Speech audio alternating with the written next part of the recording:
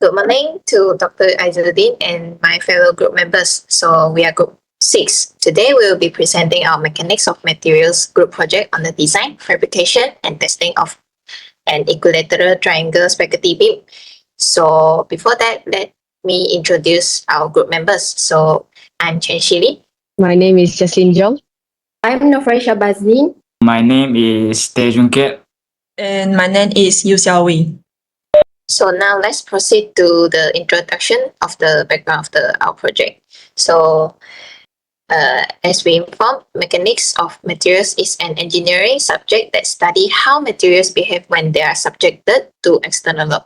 It helps engineer to understand how structures deform, withstand stress, and eventually fail under different loading conditions. So in this project, our group applied this theoretical concept by designing and fabricating a 30 cm long spaghetti beam with an equilateral triangle cross-section where each side of the triangle measure 1.5 cm.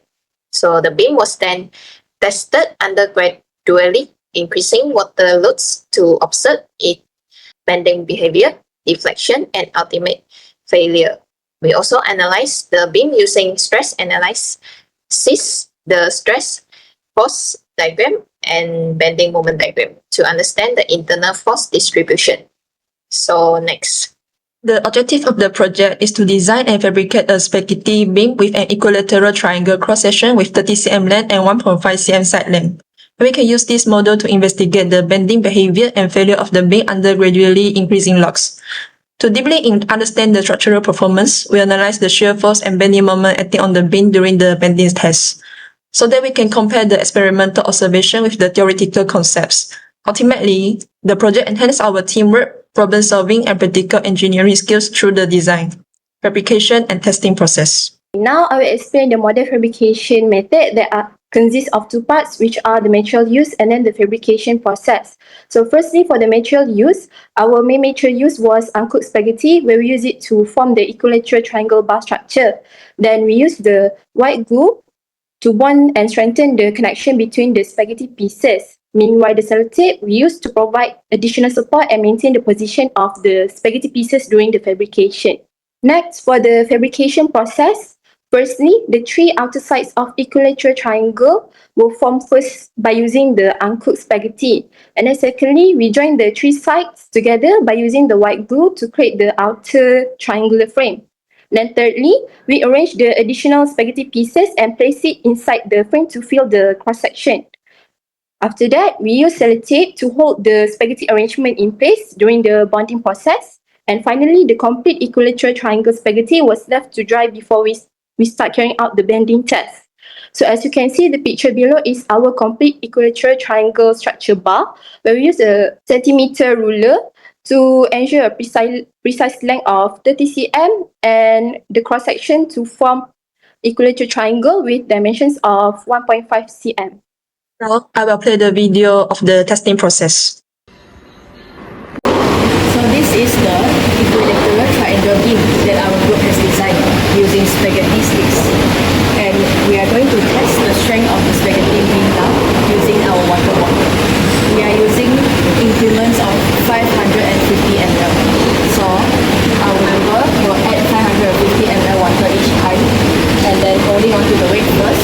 After the water is completely filled in, then only we will let go exactly at the midpoint. So as you can see, the beam is supported by each side by 2 cm support, and then we have marked right in the middle here the 15 cm mark. The total length is 30 cm. This is 550 ml.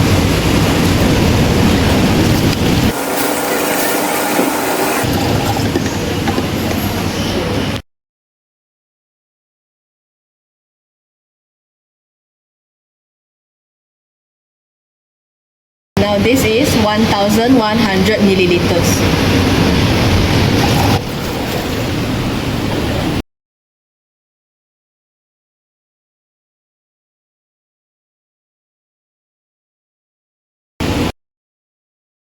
Now this is 1650 milliliters.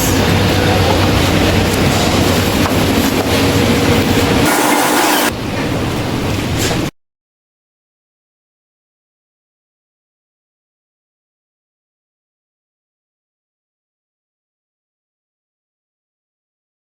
So this is the final result of our spaghetti beam. It has sustained a maximum breaking load of 1,650 milliliters of water. Alright, so from the video, we know that the maximum volume that it can sustain is 1.65 liter. So calculating that, we get our maximum load P of 16.19 Newton right in the middle of the beam. Okay, so from the diagram of the beam, we understand that there are two supports at the side, which are the table supports with 2 cm. So we need to change it into an idealized model to simplify our calculation. So how we do that is the table supports at both ends are modeled to be ideal vertical roller supports. Then the imaginary rollers are placed at the center of each of the 2 cm table support. So the reaction forces should be pointing vertically upwards at the 1 cm and 29 cm points of the beam. Next. For now, I will proceed with the calculation part. So this is for the overall FVT diagram, and we take for the Fy equal to 0, and we assume positive is outward, and we will get Fa plus Fv equal to 16.19.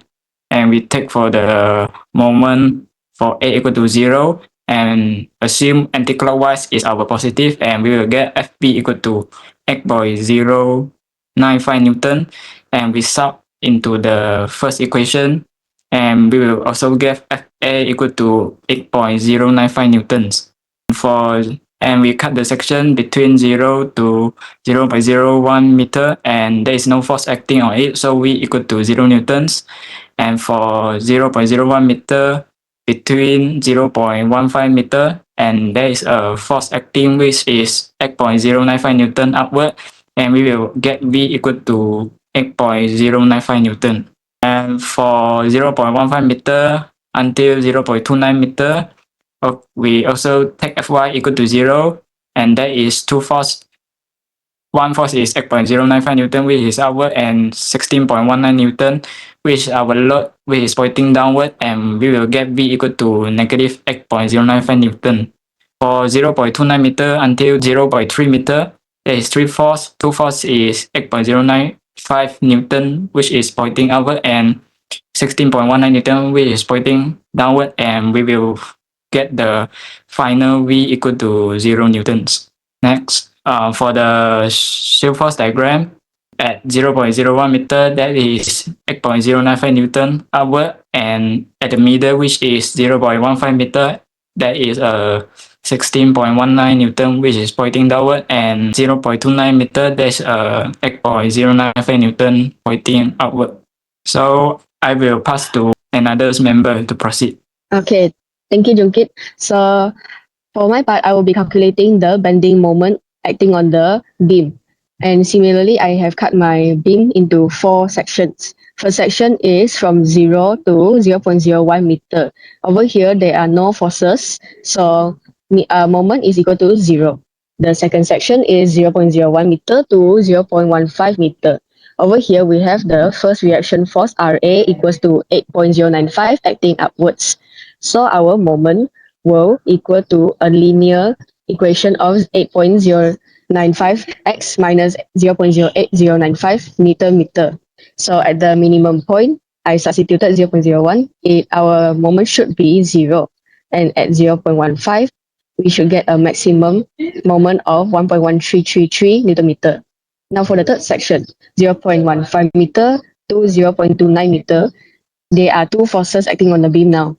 First is the Ra acting upwards, and second is the load from the water bottle, 16.19 Newton acting downwards.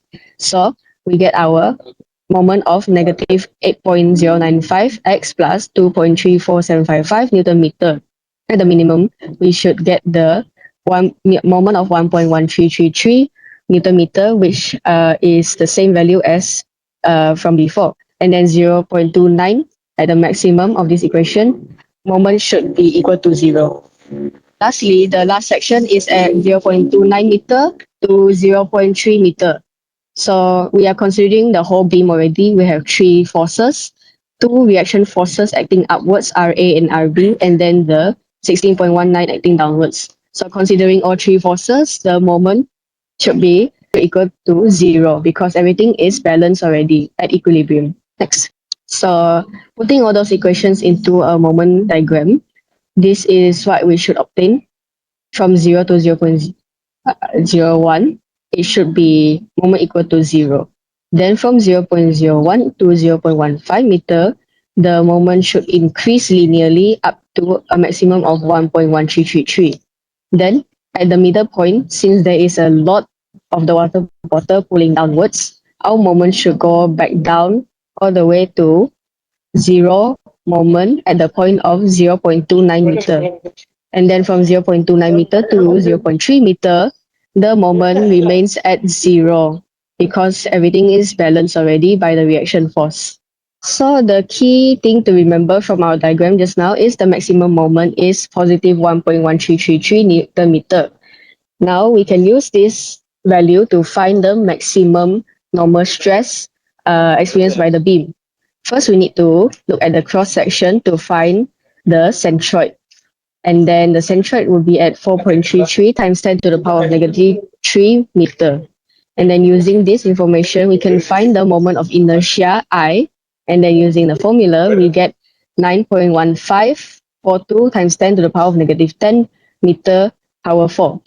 And then once we have to understand the beam is being pulled downwards from the middle. So we get our sour shape. The top part is under compression and the bottom part is under tension. So understanding this, we can find the maximum C, the length away from the centroid. And after calculating, the maximum C should be at the compression part, the top part, which is 8.67 times 10 to the power of negative 3 meter. All right. So I have done the calculation side by side, but focusing on compression is enough because that should give us our maximum stress. So the formula for maximum stress is mc over I. And after calculating for the compression part, we get our maximum normal stress of 10.73 megapascal. So using that value as our ultimate stress experienced by the beam, we can find out our final value, which is the allowable normal stress for our beam. So using a factor of safety of 1.5, our final allowable stress is 7.153 megapascal. I will pass to the next member. So now I will conclude our presentation by summarizing the finding of this project. So our group has successfully fabricated the equilateral triangle spaghetti beam according to the required dimension of 30 cm in length with an equilateral triangular cross section of 1.5 cm of each. So during the bending test, the beam remained stable under 550 milliliter and 1,100 milliliter of water. However, when the load reached 1,650 ml, the beam failed due to the excessive bending stress. We also observed that the beam deflect more as the applied load increased. Furthermore, the shear force diagram and bending moment diagram illustrate the internal force distributed within the beam. The maximum bending moment occurred at the loading point, which corresponded to the location where the beam eventually fell. Overall, the experimental results are consistent with the theoretical principle of beam bending. So I pass to the next person. So this project has significantly strengthened our understanding of beam behavior under bending loads. By conducting this project, we successfully demonstrated the relationship between applied load, shear force, bending moment, deflection, and structural failure. Furthermore, the testing highlighted the importance of beam geometry, material arrangement, and bonding quality in structural performance. Not only did we improve our skills in beam fabrication, experimental testing, engineering calculations, and data analysis, but this experience also greatly enhanced teamwork, communication, problem solving, and time management throughout the project. That's all for Group 6 video presentation. Thank you.